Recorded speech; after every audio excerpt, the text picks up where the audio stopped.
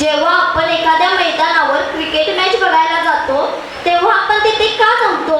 तर आपण आपल्या आवडत्या खेळाडूला प्रोत्साहन देण्यासाठी, त्याचा चांगला खेळ पाहण्यासाठी, त्याला विजयी होण्याचे आशीर्वाद देण्यासाठी. म्हणूनच आपण आज कागल तालुक्यातील मुश्रीफ साहेब यांच्या मतदान प्रचाराला आपल्या मताधिक्याचे पाठबळ देण्यासाठी जमलो आहोत. परवाच एका विरोधी कार्यकर्त्याची कमेंट ऐकली की मुश्रीफ साहेब 5ला उठत नाही, आणि ते ऐकल्यावर मला माझ्या शाळेत एक गुरुजींनी सांगितलेली एक गोष्ट आठवली की एक गोड बोल्या कोल्हा असतो. तो कोल्हा एका द्राक्षाच्या बागेत फिरायला गेलेला असतो. गोड, मधुर आणि पिकलेल्या द्राक्षाच्या बागेत तो फिरूनही त्याला एकही द्राक्ष मिळत नाही. तेव्हा तो म्हणतो की सगळी द्राक्षे आंबट होती. त्या कमेंट करणाऱ्या कार्यकर्त्याचं देखील तसंच आहे. त्यांच्या साहेबाला भेटायला जायचं म्हटलं तर अपॉइंटमेंट घ्यावी लागते, पण आमच्या साहेबांच्या घराचे दार मात्र 24 तास खुलेच असते. ते 5लाच उठतात. हा कधी त्या साहेबांना भेटायलाच गेला नाही तर याला कसं कळणार की आमचं साहेब कितीला उठतात ते? म्हणूनच मगाशी मी म्हटलं की त्या कमेंट करणाऱ्या कार्यकर्त्याचं पण त्या कोल्होबासारखंच झालं. अरे त्या कार्यकर्त्यांना काय करणार की आमचे साहेब कागल तालुक्याचे परीस आहेत. ज्या गावाला साहेबांच्या पावलाचा स्पर्श झाला त्या गावातील प्रत्येक गावकऱ्याचे आणि त्या गावाचा विकास कामातून सोने झाले सोने. कागल तालुक्यातील या परिसराबद्दल बोलायचे झाले तर हे योग्य ठरेल की झाले तर बहु होतील बहु, झाले तर बहु होतील बहु, परी या सम हाच, झाले तर बहु होतील बहु, परी या सम हाच.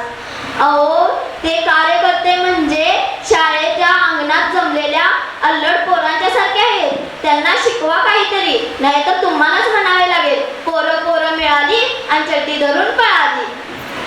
साहेबांच्या गोरगरीब माता भगिनींच्या डोळ्यातून पडणारा अश्रूचा थेंब जरी लहान असला तरी त्याच्या दगडाला पाजर फोडण्याची धमक असते, आणि ते अश्रू थांबवण्यासाठी त्यांच्या डोळ्यात घुसून नव्हे तर त्यांच्या मनाशी नाते निर्माण करावे लागते.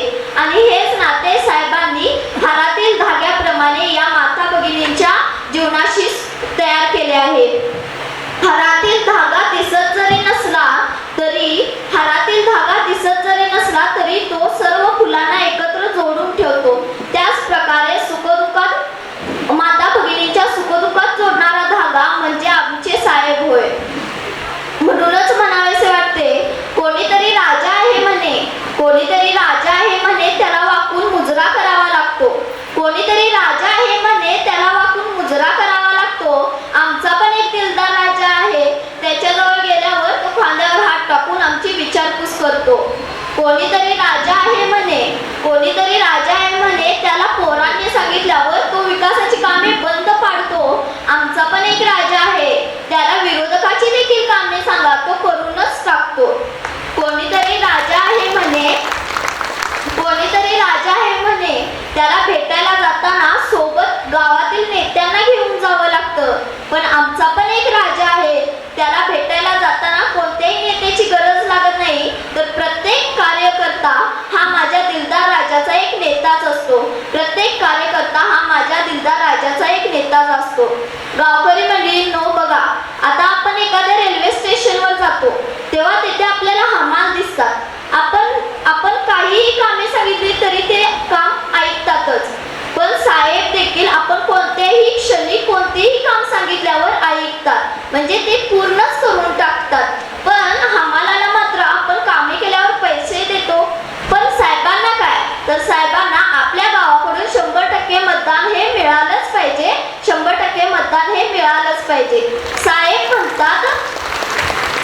म्हणतात माणुसकी हीच खरी जात, आणि माणुसकी हीच खरी जात, आणि माणुसकी हाच खरा धर्म.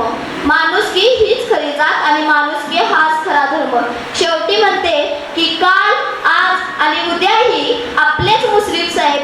काल, आज आणि उद्याही आपलेच मुश्रीफ साहेब.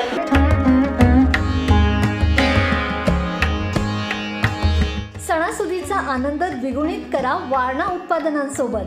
वारणा श्रीखंड, तूप, दही, दूध, लस्सी, बटर, चीज आणखी बरंच काही. सणासुदीच्या काळात शुद्ध आणि सात्विक वारणा उत्पादने घरी आणा. वारणा, आनंद अस्सल चवीचा.